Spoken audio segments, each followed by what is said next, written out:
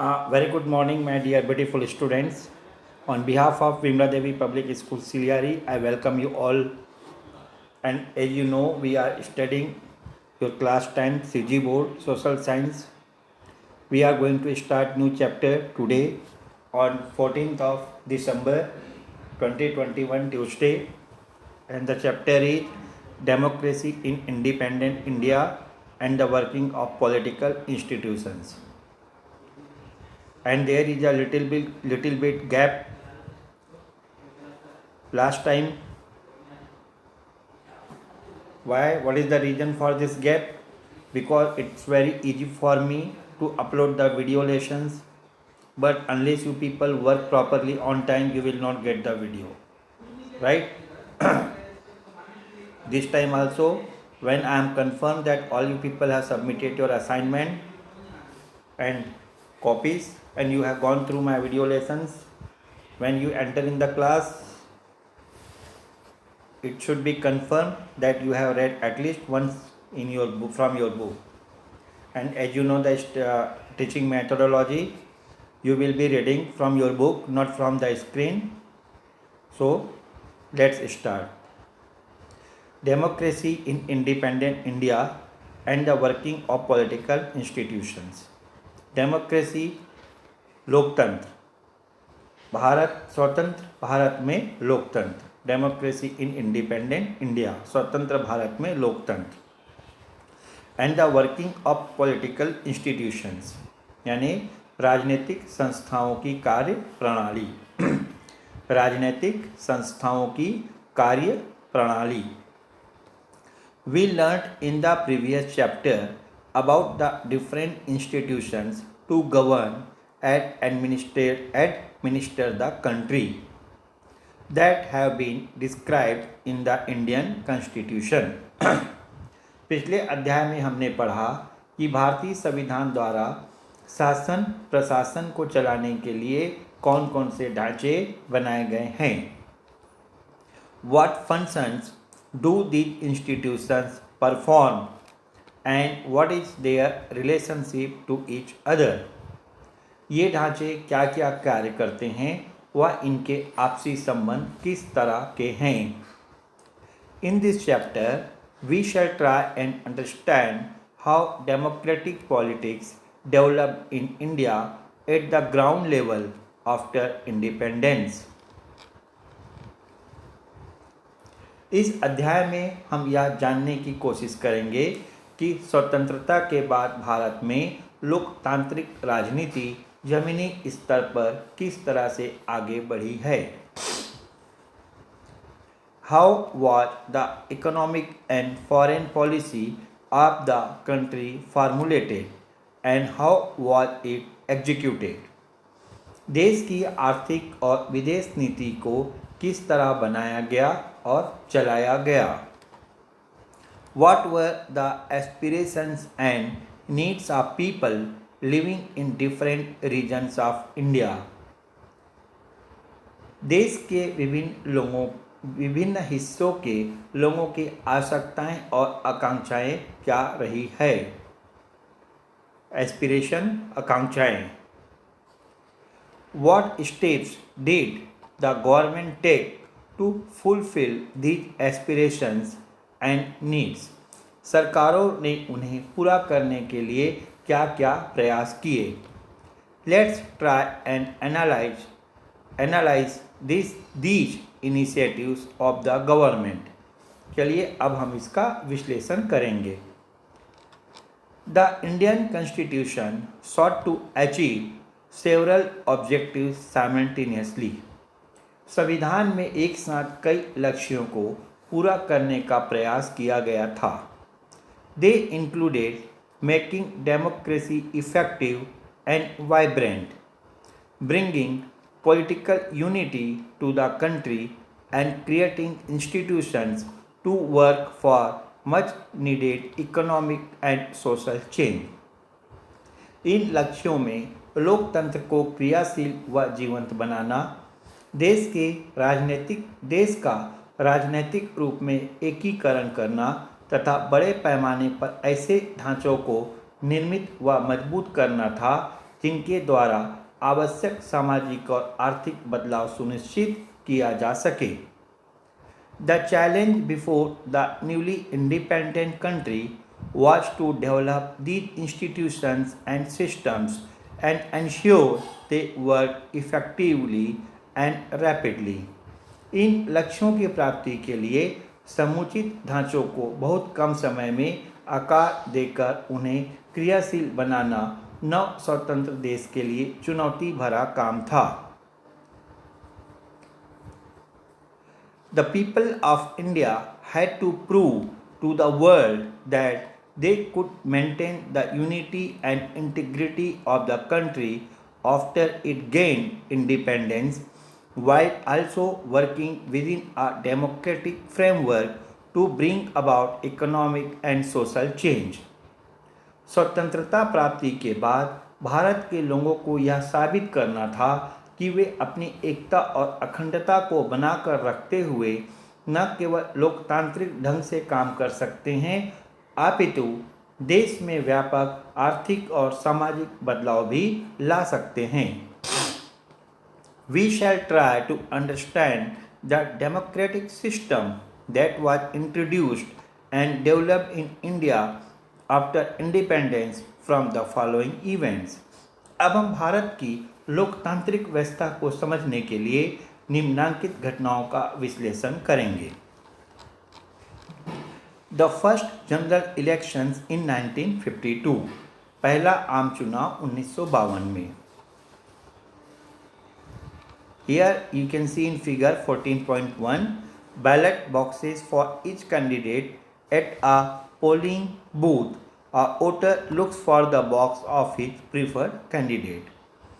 यहाँ पे दिखाया गया है कि चुनाव केंद्र में हर उम्मीदवार के लिए अलग पेटी और अपने पसंद के उम्मीदवार की पेटी को खोजता एक मतदाता।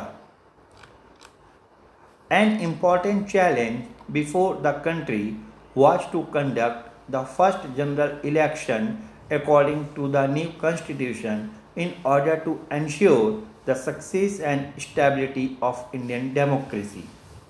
भारत के नए संविधान के अनुसार पहला आम चुनाव आयोजित करना भारतीय लोकतंत्र की स्थिरता और सफलता के लिए महत्वपूर्ण चुनौती था।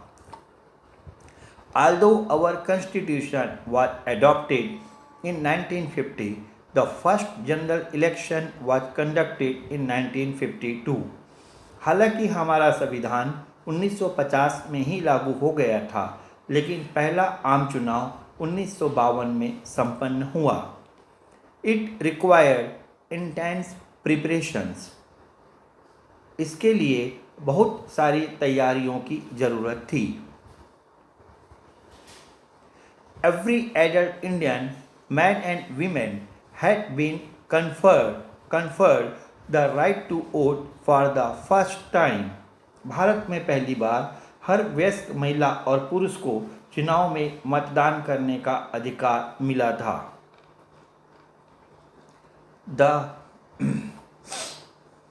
The first task was to prepare the electoral rolls, listing the names of all eligible voters in the country.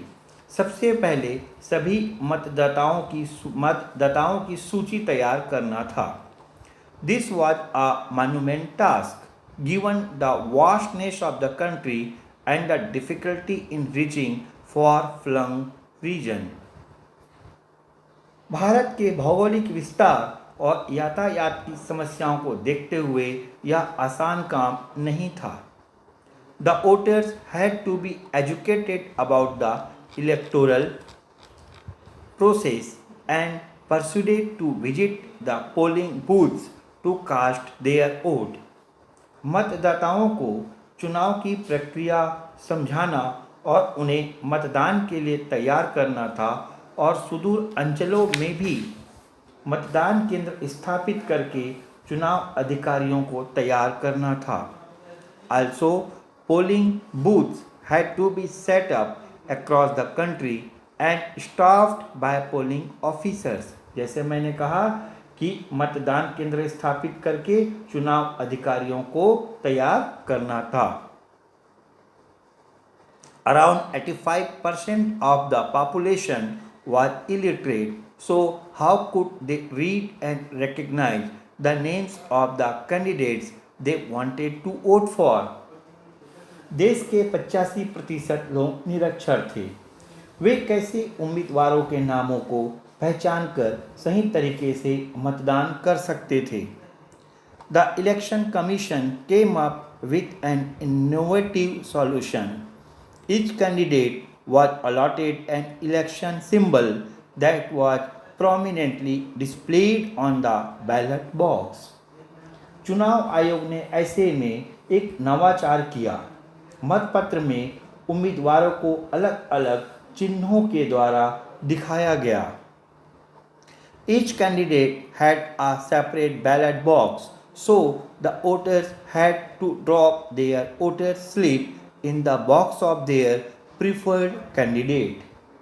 प्रत्येक उम्मीदवार के लिए अलग बक्सा रखा गया था और मतदाता को अपनी पसंद के उम्मीदवार का वोट उस उम्मीदवार के लिए निर्धारित बक्से में डालना था। Now, my dear students, here is a question for you. What preparations did the government have to make to conduct the first general elections? Now, discuss in class with the help of the teacher. यहाँ पे पूछा गया है कि पहला आम चुनाव करवाने के लिए सरकार को क्या क्या तैयारियां करनी पड़ी होगी। In what way was the first general election different from the election held today? यहाँ पे पूछा गया है कि पहला आम चुनाव आज के चुनावों से किस तरह अलग था। Now, again read the above mentioned paragraph that we have just read and write the answers of this question. As usual, you will get the answers in the PDF form also, right? But write the answers in your own words first. Now let's go ahead. First general elections. Some important facts. पहला आम चुनाव, कुछ खास बातें। The system of universal adult franchise was being used for the first time in the country to give all citizens the opportunity to vote. पहली बार वयस्क मताधिकार प्रणाली का इस्तेमाल करके देश के सभी नागरिकों को वोट देने का मौका मिला। The government set up polling booths in far-flung rural areas to enable people to cast their vote. सरकार ने सुदूर ग्रामीण क्षेत्रों तक मतदान केंद्रों की व्यवस्था की। The elections to the legislative assemblies of all the states were held simultaneously with the elections to the Lok Sabha. सारे राज्यों की विधानसभा के चुनाव भी लोकसभा के साथ ही संपन्न हुए। A total of 17 crore voters were registered for the election, 85% of them illiterate. इस समय कुल 17 करोड़ मतदाता पंजीकृत किए गए, जिनमें 85% निरक्षर थे। Around 2,24,000 polling booths were set up, with one polling booth for around every 1,000 voters. 10 lakh officials were deployed to oversee the polling process. लगभग 2,24,000 मतदान केंद्र बनाए गए थे। करीब प्रत्येक 1,000 व्यक्तियों पर एक मतदान केंद्र बनाया गया था। लगभग 10 लाख अधिकारियों के चुनाव की प्रक्रिया 10 लाख अधिकारियों को चुनाव की प्रक्रिया में तैनात किया गया था।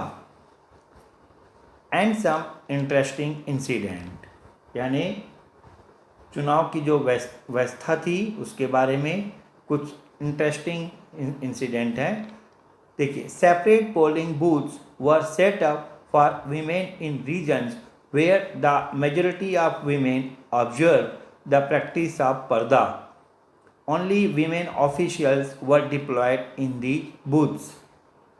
देखिए, जिन इलाकों में पर्दा प्रथा का सख्ती से पालन होता था, उन इलाकों में महिलाओं के लिए अलग से मतदान केंद्र बनाए गए थे।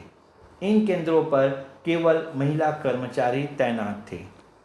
A woman came to a polling booth in Ajmer in a horse-drawn carriage, covered from head to foot in velvet clothing, with only her finger exposed. It was a compulsory requirement to put the indelible ink mark on every voter's forefingers to show that they had cast their vote.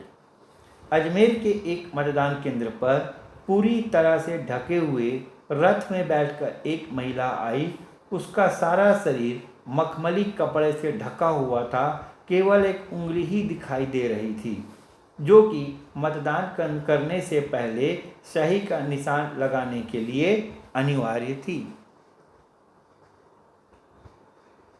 Some villagers voted as a single unit. According to one report, the people of an Adivasi village in Assam traveled a full day to reach their polling booth. They spent the night dancing and singing around their campfire. At sunrise, they went in procession, single file, to the polling booth to cast their vote. कुछ गांवों ने एक इकाई के रूप में मतदान किया। असम के एक आदिवासी गांव से रिपोर्ट प्राप्त हुई कि उस गांव के लोग एक दिन की लंबी यात्रा करके अपने मतदान केंद्र तक पहुंचे। उन्होंने रात में अलाव के सामने नाचते गाते हुए रात बिताई। सूरज निकलते ही वे एक जुलूस की शक्ल में कतारबद्ध होकर मतदान केंद्र की तरफ बढ़े। The people of another village decided who to vote for in a novel manner.